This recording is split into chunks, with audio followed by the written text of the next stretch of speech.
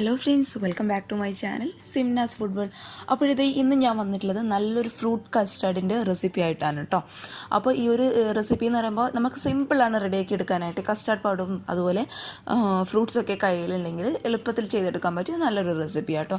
എല്ലാവർക്കും അറിയുന്നത് തന്നെയായിരിക്കും, എന്നാലും എൻ്റെ ചാനലായിട്ട് ഇട്ടില്ല എന്ന് വേണ്ട. അപ്പോൾ എല്ലാവരും ഒന്ന് കണ്ടു നോക്കി ഇഷ്ടപ്പെട്ടാൽ തീർച്ചയായിട്ടും ഈ ഒരു മെത്തേഡിൽ ഫ്രൂട്ട് കസ്റ്റാർഡ് ഇതുവരെ ട്രൈ ചെയ്യാത്തവർ ഒന്ന് ട്രൈ ചെയ്ത് നോക്കൂ കേട്ടോ.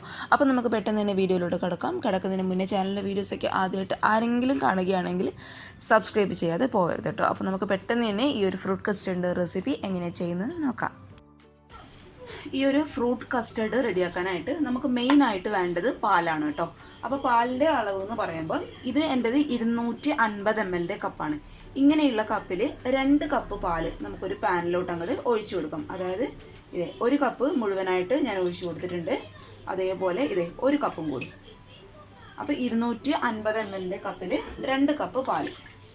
അപ്പോൾ പാലെടുക്കുമ്പോൾ ശ്രദ്ധിക്കുക, കൂടാനോ കുറയാനോ പാടില്ല കേട്ടോ. കാരണം ഈ ഒരു പാലിൻ്റെ അളവിന് അനുസരിച്ചാണ് ഞാൻ ഇനി പറയാൻ പോകുന്ന കസ്റ്റാർഡ് പൗഡർ അതുപോലെ പഞ്ചസാരയുടെ അളവൊക്കെ പറയുന്നത് കേട്ടോ. അതുകൊണ്ട് പാലിൻ്റെ അളവ് ഒന്ന് ശ്രദ്ധിച്ച് എടുക്കുക. അപ്പോൾ ഇത് നമുക്കങ്ങോട്ട് മാറ്റി വയ്ക്കാം. ഇനി നമുക്ക് വേണ്ടത് കസ്റ്റാർഡ് പൗഡറാണ്. അപ്പോൾ കസ്റ്റാർഡ് പൗഡർ ഞാനിപ്പോൾ ഇവിടെ എടുത്തിട്ടുള്ളത് വാനിലയുടെ ഫ്ലേവറുള്ള കസ്റ്റാർഡ് പൗഡറാണ് കേട്ടോ. അപ്പോൾ പല ഫ്ലേവറിലും കസ്റ്റാർഡ് പൗഡർ വരുന്നുണ്ട്. ചോക്ലേറ്റ് ഫ്ലേവറിൽ വരുന്നുണ്ട്, അതുപോലെ സ്ട്രോബെറി ഫ്ലേവറിൽ വരുന്നുണ്ട്. നിങ്ങൾക്ക് ഇഷ്ടമുള്ള ഫ്ലേവറിലെ കസ്റ്റാർഡ് പൗഡർ എടുക്കുക. പക്ഷേ എനിക്ക് തോന്നുന്നു കുറച്ചും കൂടി ടേസ്റ്റ് കൂടുതലുള്ളത് വാനില ഫ്ലേവർ തന്നെയാണ്. അപ്പോൾ ഏത് ഫ്ലേവർ ആണെങ്കിലും ഈ 250 ml കപ്പിൽ 2 കപ്പ് എടുക്കുകയാണെങ്കിൽ 2.5 ടീസ്പൂണോളം കസ്റ്റാർഡ് പൗഡർ. പിന്നെ നിങ്ങൾക്ക് ഒരുപാട് കട്ടിയുള്ള, അതായത് ഒരുപാട് തിക്കോട് കൂടിയുള്ള ആ ഒരു കസ്റ്റർഡ് റെസിപ്പിയാണ്, ഫ്രൂട്ട് കസ്റ്റർഡാണ് വേണമെന്നുണ്ടെങ്കിൽ 3 ടീസ്പൂണോളം കസ്റ്റർഡ് പൗഡർ എടുത്തോളൂ കേട്ടോ. 2.5 ടീസ്പൂൺ തന്നെ കണക്കായിട്ടുള്ള ഒരു കട്ടിയായിരിക്കും. കൂടുതൽ വേണമെന്നുണ്ടെങ്കിൽ 3 ടീസ്പൂണോളം എടുത്തോളൂ. 1 ടീസ്പൂൺ ആയിട്ടുണ്ട്, 2 ടീസ്പൂൺ, അതേപോലെ ഇതേ 2.5 ടീസ്പൂൺ നിറയെ ഞാൻ എടുത്തിട്ടുണ്ട്. ഈ കസ്റ്റർഡ് പൗഡർ ഒന്ന് അലിയിച്ചെടുക്കാനായിട്ട് 1/2 കപ്പോളം പാല് നമുക്ക് ഇതിലോട്ട് ഒഴിച്ചു കൊടുക്കാം.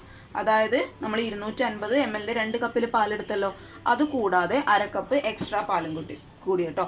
അപ്പോൾ ഈ ഒരു കസ്റ്റർഡ് പൗഡർ ഡയറക്റ്റായിട്ട് നമ്മൾ ഇതിലോട്ട് ഒഴിച്ചു കൊടുക്കുകയാണെങ്കിൽ, പാലിലോട്ട് ഒഴിച്ചു കൊടുക്കുകയാണെങ്കിൽ കട്ട കെട്ടിയിരിക്കും. അതുകൊണ്ടാണ് ഇങ്ങനെയൊന്ന് അലിയിച്ചിട്ട് എടുത്ത് കഴിക്കുന്നത് കേട്ടോ. അപ്പോൾ ഇത് നമുക്ക് അങ്ങോട്ട് മാറ്റി വയ്ക്കാം. പിന്നെ ഇതിന് വേണ്ടത് 6 ടീസ്പൂണോളം പഞ്ചസാര ഞാൻ എടുത്തിട്ടുണ്ട്. അപ്പോൾ 6 ടീസ്പൂൺ പഞ്ചസാര എന്നുള്ളത് കണക്കായിട്ടുള്ള മധുരമാണ് കേട്ടോ. ഒരുപാട് കൂടുതലല്ല, എന്നാൽ ഒട്ടും അങ്ങോട്ട് കുറവുമല്ല.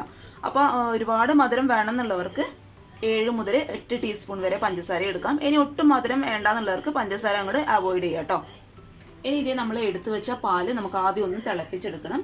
അതിൻ്റെ കൂടെ തന്നെ നമ്മൾ എടുത്തു വെച്ച പഞ്ചസാര മുഴുവനായിട്ട് ഞാൻ ഇതിലോട്ട് ഇട്ട് കൊടുക്കുന്നുണ്ട്. ഇനി ഇത് രണ്ടും കൂടി നമുക്ക് ആദ്യം ഒന്ന് തിളപ്പിച്ചെടുക്കാം.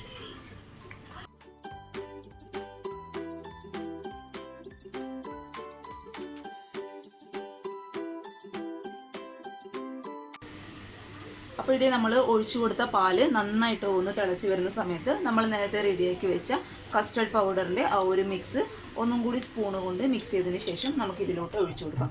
പിന്നെ ഒഴിക്കുമ്പോൾ ശ്രദ്ധിക്കുക, ഒഴിച്ചു കഴിഞ്ഞാൽ ആ ഒരു സമയം തന്നെ നന്നായിട്ട് അങ്ങോട്ട് മിക്സ് ചെയ്ത് കൊടുക്കുക കേട്ടോ. അല്ലെങ്കിൽ അത് പെട്ടെന്ന് കട്ട പിടിച്ചു പോകാനുള്ള ചാൻസ് ഉണ്ട്. അതുകൊണ്ട് നന്നായിട്ടൊന്ന് സ്പൂൺ വെച്ചിട്ട് മിക്സ് ചെയ്ത് കൊടുക്കുക.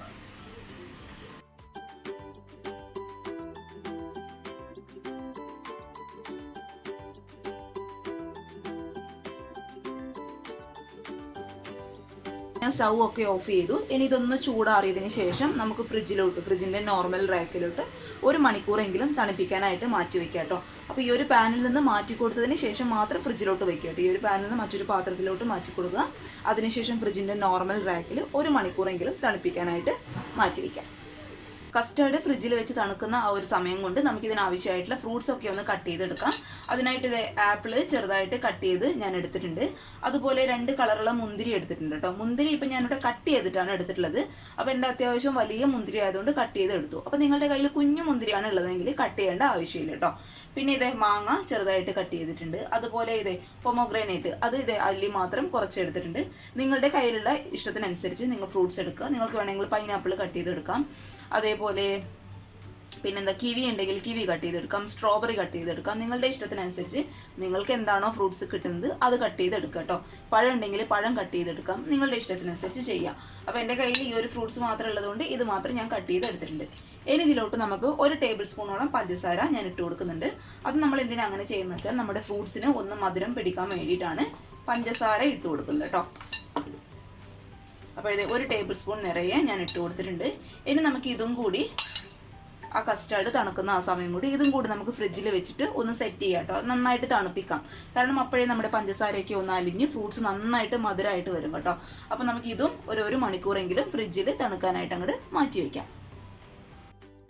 അപ്പോഴത്തെ നമ്മുടെ ഫ്രൂട്ട്സും അതേപോലെ കസ്റ്റർഡൊക്കെ നന്നായിട്ട് തണുത്ത് വന്നിട്ടുണ്ട്. കുറച്ചും കൂടി തണുത്ത് കഴിക്കാനായിട്ടോ കൂടുതൽ ടേസ്റ്റ് ഉണ്ടാവുക. ഇനി ഒരു ഫോർക്കോ സ്പൂണോ ഉപയോഗിച്ചിട്ട് ഈ കസ്റ്റർഡ് നന്നായിട്ട് അങ്ങോട്ട് ഒന്ന് ഇളക്കി കൊടുക്കുക. ഇനി ഈ കസ്റ്റർഡ് കംപ്ലീറ്റ് ആയിട്ട് ഞാൻ ഈ ഫ്രൂട്ട്സിലോട്ട് അങ്ങോട്ട് മിക്സ് ചെയ്യുകയാണ് കേട്ടോ. കൂടി നമുക്ക് നന്നായിട്ടൊന്ന് മിക്സ് ചെയ്ത് കൊടുക്കാം. ഇത്ര ഒരു തിക്നെസ്സേ നമ്മുടെ കസ്റ്റാർഡിന് പാടുള്ളൂ കേട്ടോ. ഒരുപാട് തിക്കായി കഴിഞ്ഞാൽ പിന്നെ നമുക്ക് കുടിക്കാൻ പറ്റാതെ ആവും. അതുകൊണ്ട് ഈ ഒരു തിക്നെസ്സിലേ പാടുള്ളൂ. ഇത് നിങ്ങൾക്ക് ഐസ്ക്രീമൊക്കെ ഇട്ട് വേണമെങ്കിൽ കുടിക്കാം കേട്ടോ. നല്ല ടേസ്റ്റാണ് കഴിക്കാനായിട്ട്.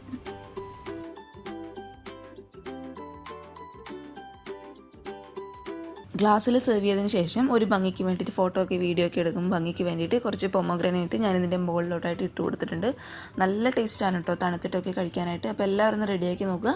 കുഞ്ഞുങ്ങൾക്ക് ഇടയ്ക്കിടയ്ക്കൊക്കെ ഉണ്ടാക്കി കൊടുക്കുക കേട്ടോ. എപ്പോഴും ഉണ്ടാക്കണമെന്ന് പറയുന്നില്ല, കാരണം ഇതിൽ നമ്മുടെ കസ്റ്റർഡ് പൗഡറിൽ കോൺഫ്ലോർ ആണ് കൂടുതലുള്ളത്. അപ്പോൾ ഇടയ്ക്കിടയ്ക്കൊക്കെ മധുരമൊക്കെ കഴിക്കണം എന്ന് തോന്നുന്നവർ, അല്ലെങ്കിൽ ഗസ്റ്റൊക്കെ പെട്ടെന്ന് വീട്ടിൽ വരുമ്പോൾ കസ്റ്റർഡ് പൗഡറിലൊക്കെ നമ്മുടെ വീട്ടിലുണ്ടാകുമ്പോൾ പെട്ടെന്ന് റെഡിയാക്കി കൊടുക്കാൻ പറ്റിയ നല്ലൊരു റെസിപ്പിയാണ് കേട്ടോ. അപ്പോൾ എല്ലാവരും ഒന്ന് ട്രൈ ചെയ്ത് നോക്കിയിട്ട് അഭിപ്രായങ്ങളൊക്കെ അറിയിക്കുക. അതുപോലെ ഈ ഒരു കസ്റ്റർഡ് റെസിപ്പി ഇഷ്ടപ്പെട്ടാൽ ലൈക്ക് ചെയ്യാതെ പോകരുത്. പിന്നെ ചാനലിൻ്റെ വീഡിയോസൊക്കെ ആദ്യമായിട്ട് ആരെങ്കിലും കാണുകയാണെങ്കിൽ സബ്സ്ക്രൈബ് ചെയ്യാൻ മറക്കരുത് കേട്ടോ. അപ്പോൾ നമുക്ക് നാളെ ഒരു നല്ല വീഡിയോ ആയിട്ട് കാണും വരെ താങ്ക് യു ഫോർ വാച്ചിങ് സിംനാസ് ഫുട്ബോൾ. ബൈ.